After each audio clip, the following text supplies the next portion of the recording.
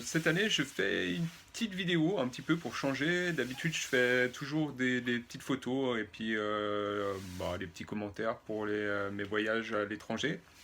Là, cette année, j'ai décidé un petit peu de faire une vidéo et dans cette vidéo, de vous présenter un petit peu le nécessaire pour partir au Japon. Alors, pour partir au Japon, effectivement, la base, c'est les vêtements. Donc, bon, voilà, hein, je vais pas m'étendre là-dessus. Moi, je prends le nombre de jours que je reste dans le pays en nombre de sous-vêtements. J'ai mis un maillot de bain, sachant que le maillot de bain pour partir au Japon n'est pas obligatoire, dans le sens où si vous faites des bains japonais, les bains japonais euh, sont traditionnellement nus et non mixtes. Ensuite, j'ai pris des gants car en fait, je vais faire un peu de montagne, chose que vous verrez enfin que je vous expliquerai par la suite. Le passeport, effectivement, le passeport il est nécessaire. Vous n'avez pas besoin de visa, vous avez le droit de rester jusqu'à 90 jours sans visa. Le nécessaire de toilette, donc toujours dans des petits sacs plastiques pour l'aéroport. Là, vous avez un casque anti-bruit. Donc ça, le casque anti-bruit, c'est super pratique pour l'avion et pour écouter un petit peu de musique sur place. Là, vous avez autre chose qui est assez particulier et propre au Japon, c'est le routeur 4G qui vous permet en fait de mettre une SIM directement ici, donc une SIM locale que vous pouvez acheter directement à l'aéroport en arrivant. Et puis après, ensuite, vous pouvez partager donc la connexion Internet avec votre téléphone, votre tablette, votre PC. Voilà. Donc je vous montrerai un petit peu comment faire en arrivant. Ce que j'ai oublié, c'est que dans la trousse de toilette, pour les hommes, vous n'êtes pas obligé de prendre de rasoir.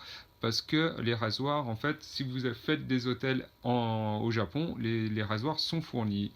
Autre chose qu'il vous faut absolument, c'est des yens. Des yens comme celle-là. D'autre part, voilà, pour les bagages, moi ça fait déjà quelques années que je voyage en sac à dos. Je trouve que c'est vraiment le plus pratique pour voyager. Si vous avez l'intention un petit peu de visiter un petit peu des monuments, de bouger, etc., le sac à dos, c'est vraiment le plus pratique. J'avais essayé un petit peu il y a quelques années le sac à roulettes, la valise à roulettes, mais vraiment, c'est pas pratique du tout. Donc moi j'ai plutôt un sac à dos comme ça de 45 litres et un petit sac à dos un petit peu pour le quotidien de 25 litres. Donc j'ai fini pour les explications. J'espère que ça vous aura plu, que vous avez trouvé ça assez intéressant.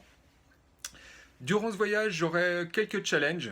En fait, parmi les challenges, il y aura notamment d'aller manger dans un des meilleurs restaurants de sushi de Tokyo, au marché aux poissons. Donc c'est un restaurant en fait où il y a toujours énormément de monde, où il faut patienter vraiment très longtemps avant de pouvoir avoir une place. Deuxième challenge, je vais aller au pied du mont Fuji, donc je vais essayer de monter tout en haut, sachant qu'en ce moment il y a de la neige, donc je vous promets rien, mais je vais essayer. Et d'autre part, le troisième challenge, je vais aller en fait à une forêt de cerisier en fleurs, donc qui est classée au patrimoine mondial de l'UNESCO. Voilà, donc ça c'est quelque chose que je vais partager avec vous. Et le dernier challenge, pour certains, vous savez, lors d'un dernier voyage, j'ai fait un tatouage. Donc cette année, je vais essayer de continuer ce tatouage, de rajouter des éléments. Donc voilà, ça sera la dernière partie des challenges. J'espère que ma vidéo vous aura plu. Et si si vous avez des commentaires positifs ou négatifs, faut pas hésiter, vous postez ça sur Facebook, ça me fera plaisir. Et je vous dis à tout bientôt. Ciao!